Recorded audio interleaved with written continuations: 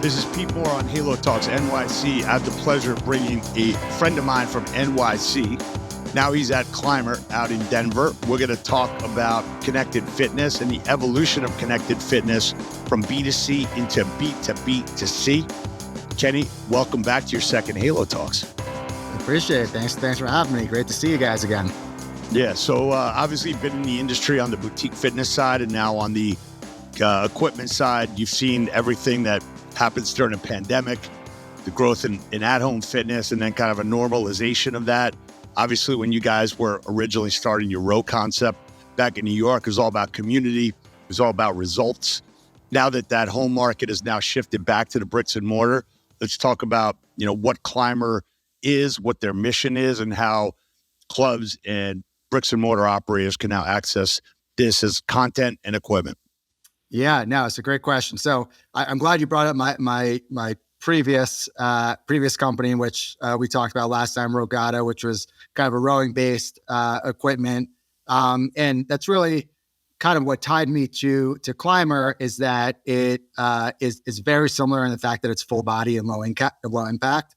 So I was immediately kind of interested in the product and moved out to Denver, sort of one of those pandemic moves where just wanted a little bit more access to the outdoors from New York. And yeah, it's been an interesting journey for Climber, because we released our product kind of at the tail end of the pandemic, where, the D2C at home connected fitness route was the way to go. Peloton was still kind of at the top of its game. Yeah, 157 a share, 38 times. Everybody else good comps, right? Yeah. Everybody else raising a ton of money in that space at crazy valuation. So Climber was, at first it originated, the idea in kind of 2018, 2019, was really meant to be kind of a better mousetrap for vertical climbing machines. But in that era, in that time, the decision was made, well, hey, there's this giant at-home market. People are still kind of in this pandemic world. And so we released version 1 of our product in the back half of 2021. And that was really a D2C product, where we have kind of, similar to others in the category, on-demand content, as well as just kind of, metrics that you could watch on your own, but really focusing on the D2C market. So everything that comes with that, customer acquisition costs, performance marketing. And then really it was interesting timing, because sort of right after we launched, the world started shifting, go back to a place where people are going back to gyms, going back to brick and mortar. Peloton shares started to go down dramatically, and along with that, we realized that if we're going to always sell into D2C and at home, we're really missing out on a large opportunity, because truth is, people do want to go back to gyms. So what I always say is a really kind of interesting aspect of Climber, and something that I think of as a big competitive advantage, is that we are really built to offer just a better vertical climbing machine than what's out there. So what that means is that we can do that at home, but we can also do that in gyms, boutiques, fitness studios. And so we started kind of a mind shift in 2022, thinking, hey, how can we really tap into this B2B commercial market? Because there really is a lot of demand for our product, especially as people head back to gyms.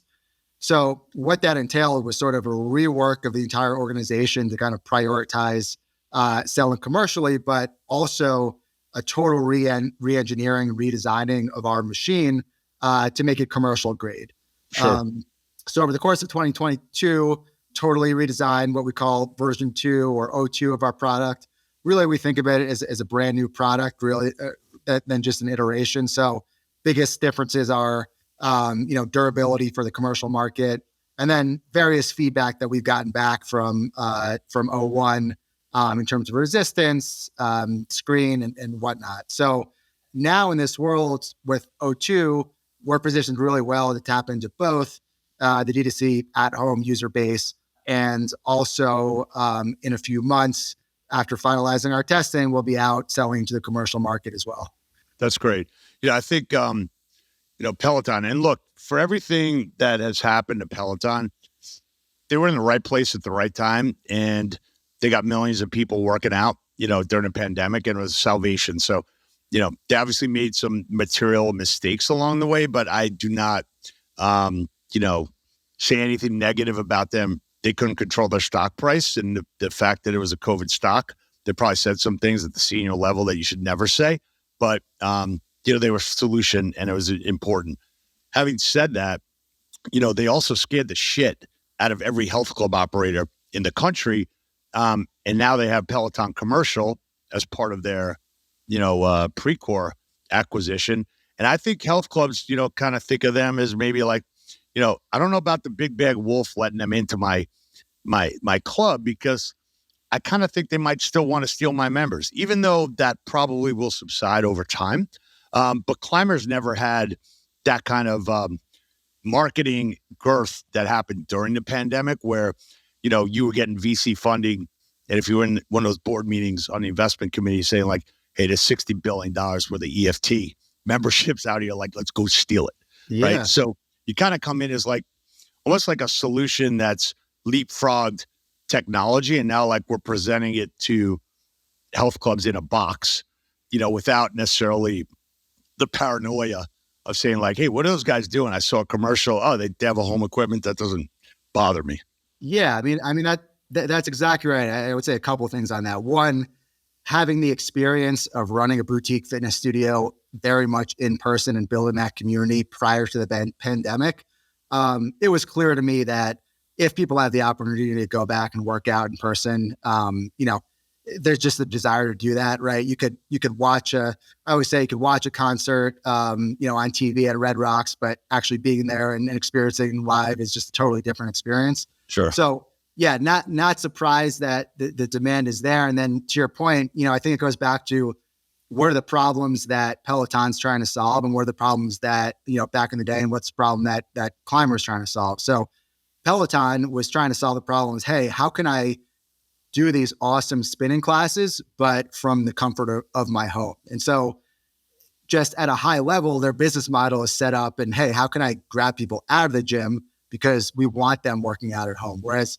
the problem that Climber was trying to solve was not, hey, there are tons of people taking climbing classes and we want to be able to do it at home. We just wanted to create a much better machine and modality that people can access wherever they might be, whether it's at home or in gyms in the studios. And so I think gym operators, are pretty cognizant of that. And, whereas a bike or treadmill or even now a rower are much more commonplace in gyms, I think people are looking for kind of that next thing and that next modality. And particularly in this day and age when people are looking for effective but low impact. And I think gym operators are not looking at this as sort of a business that's trying to take people away from their locations.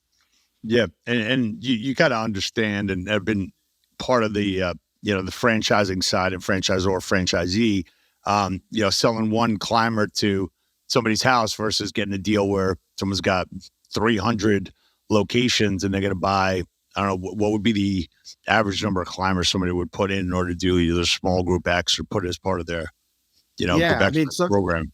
Yeah. So we have two studio climber locations, corporate owned, with about 30 to 35 machines in each. Mm-hmm. And then, so that's kind of one use case. And then, you have more sort of big box gyms that will throw these on their cardio lineup, figure 5 to 10 there. So there's a lot of different use cases for it.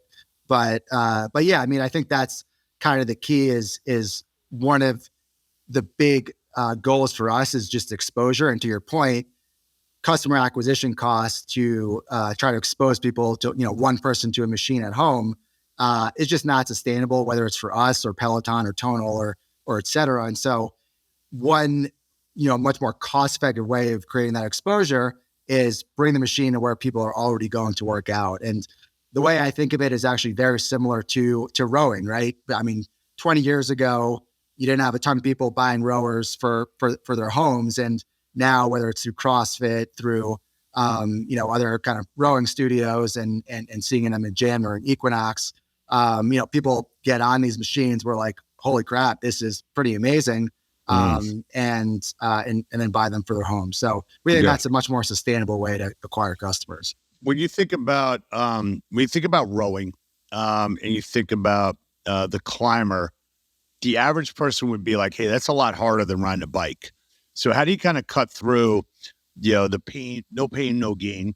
And how do you kind of get someone at a beginner level to expose them to it? And what kind of time amount should they be on? Are you doing, where you're on a climber for a period of time, you're doing exercises, using parts of the apparatus? Talk about that, because there's a lot of things that even I find intimidating.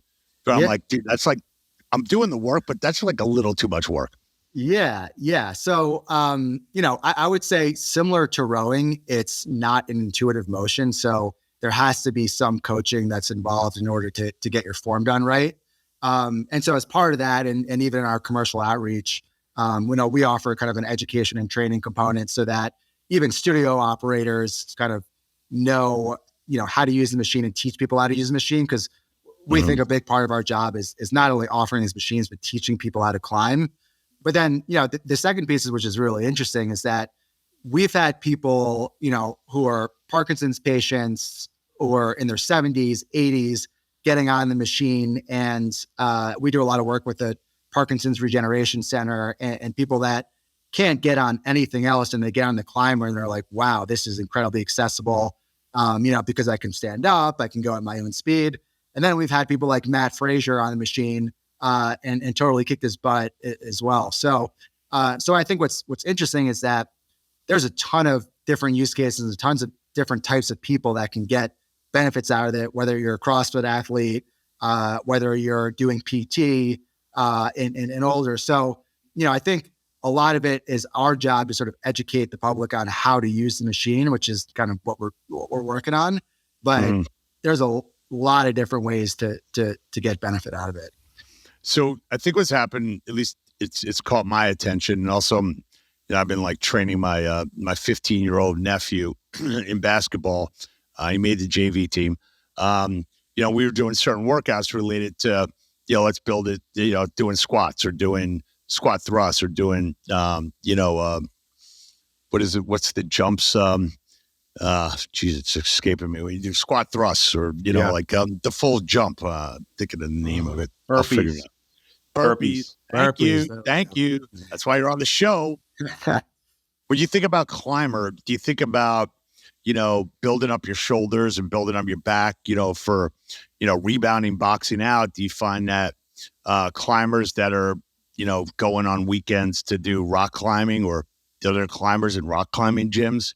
Or is that like, a double entendre of, building up yourself in order to do sports specific workouts? Yeah. So it's funny you mentioned that. I think the community for which climbers most popular right now is with the athlete community, like professional athlete community, professional and collegiate level. So we always say it's like, these athletes, LeBron James, for example, he's on his, he's on his machine every day. We always say that it's sort of this hidden gem amongst athletes, and they, have kind of kept it secret for past 10, 20 years. And now it's time and our job to introduce this incredible modality to the public. So I would say also with our O2 version of the machine, our resistance profile has increased 700 times from O1, meaning that it totally changes the dynamics of the workout. So, you can do things that are legs only, you could do full body, and really becomes more of even a strength workout combined with cardio. So yeah, there's a lot you can do with it. When you think about, teenagers potentially training for sports specific events, is there a certain size you have to be? Is this basically one size fits all, where you just modify the steps and the holders, handles? Yeah. So there is kind of an ideal height. So generally kind of 5 feet and then up to sort of 6'4" is kind of the sweet spot. We do have in place extender handles that you can use, because a lot of particularly athletes and basketball players and football players who get on the machine need that accessibility. But yeah, you can definitely, we have high school athletes, college athletes who are on the machine and pretty accessible. I would not say to put your 2 or 3-year-old on the machine. Right. So if you allowed to go on a roller coaster, that's your target market for a climber. Total addressable. I went over a roller coaster ride at Great Adventure. Got it. Yeah, Okay, cool. don't put your toddler on it. Unless it's on your back and you want to like add weight to the weight vest. There you So go. as you look at this pivot, and a lot of companies are going through this right now, all excited about the at home normalizes. Now you got to get a mindset saying like, hey, I'm now providing programming to, a wholesale account. How does that kind of change? You said, made some more restructuring changes or, what type of people? Because I feel like one of the things that I want the podcast to do is say, here's mistakes that other people have made, or here's how we thought about it. It worked out well because there are certain boxes or, players that we don't need. And let's not keep those on board unless it's going towards the new mission and we got to pivot. So talk about how you guys thought about that. Maybe, if you want to keep it in more, high level, but, what positions don't need and where'd you put resources to? Yeah, I almost think it's less of changing the positions wholesale than just repurposing.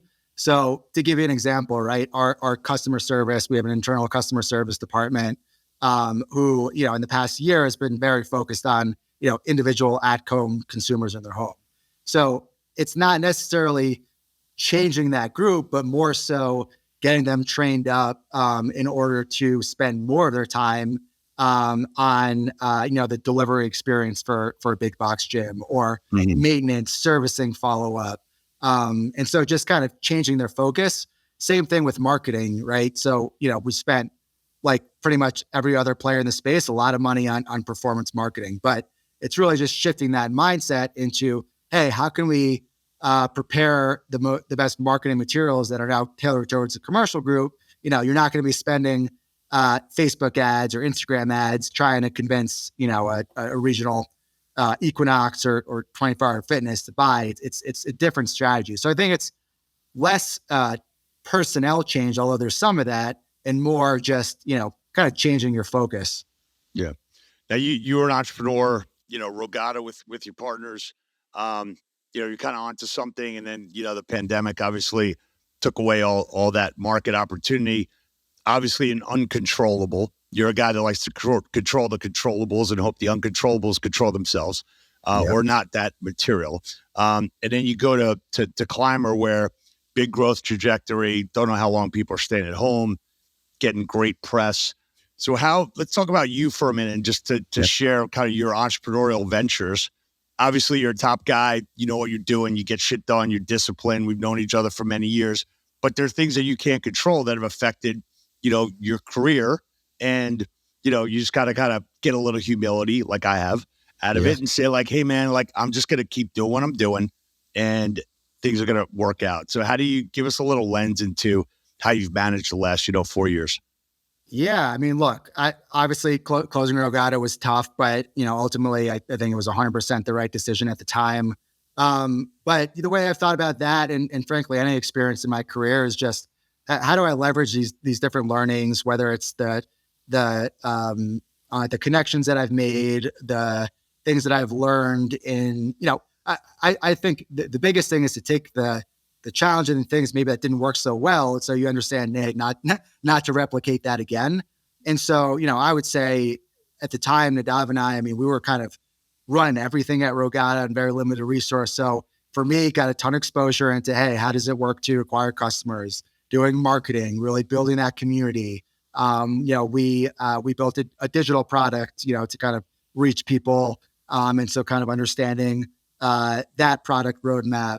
So there's a ton of stuff that I just kind of leverage. And not to mention, we also have 2 of those studios. So kind of bringing my knowledge to Climber of, hey, what are kind of what I think are best practices on the studio side as well.